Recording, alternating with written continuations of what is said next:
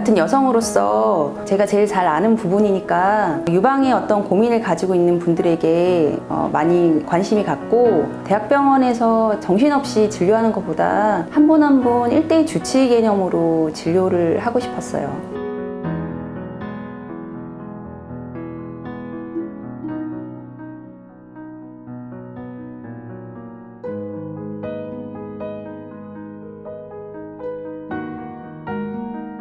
유선이 말라서 피부만 많이 늘어졌다면 유방 확대술로 개선할 수 있습니다. 그 외에는 피부 늘어짐이나 유선 조직량에 따라서 거상술이나 유방 축소 수술이 필요할 수도 있습니다.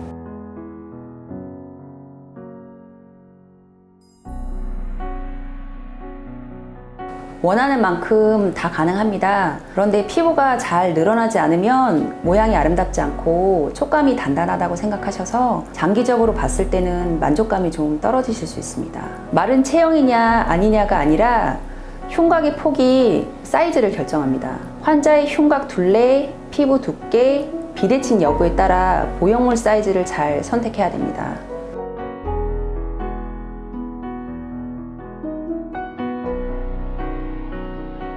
F컵을 B컵으로 만든다면 일단 가슴 모양이 예뻐지지 않을 수 있어요. 지나치게 많은 조직을 덜어내면 유두로 가는 혈액순환이 원활하지 않아서 수술 이후에 문제가 될 수 있습니다. 그래서 보통 F컵이실 때는 C컵 정도로 줄이시는 게 가장 안전하다고 볼 수 있습니다.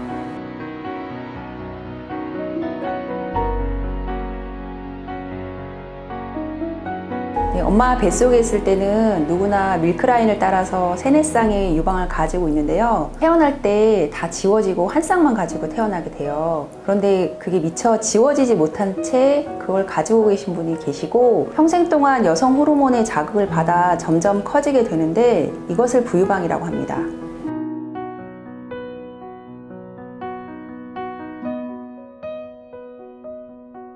저희 맘스웨이과에서는 부유방 수술 중에 초음파를 이용하여 피부 밑에 있는 유선 조직을 한 덩어리로 제거하는 피하전 절제술을 하고 있습니다. 피하전 절제술은 심하게 늘어진 부유방이라도 피부 바깥에서 최소 절개로 절개하여서 밑에 있는 유선 조직만 제거하고 늘어진 피부는 자연 유착시키는 방식으로 점점 올라붙게 만들어주는 수술 방법입니다. 이렇게 수술 중에 초음파를 이용하여 수술한다면 안전하게 부유방 제거가 가능합니다.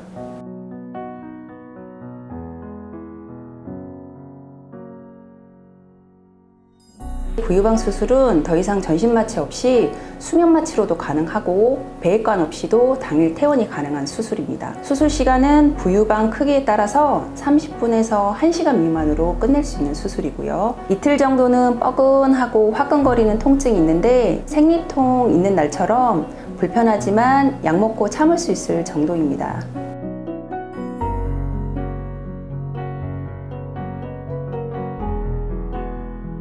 사춘기 이후 때부터 유방 조직이 발달하면서 유두도 같이 발달하는데요. 유두 밑조직이 너무 단단하여서 유관이 짧아지거나 채워주는 조직이 부족한 경우는 유두가 자라지 않아서 함몰 유두가 됩니다.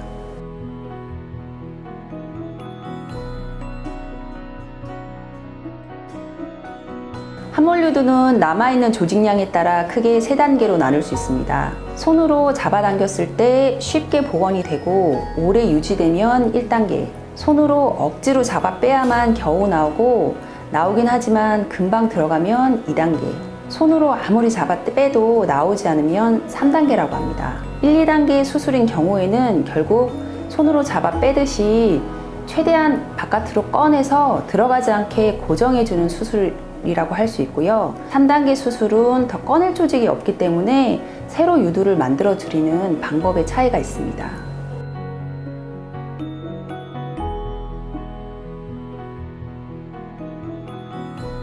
함몰유두 수술은 수유를 더 하실 필요가 있는지 없는지를 잘 따져서 수술하시면 결과가 좋습니다.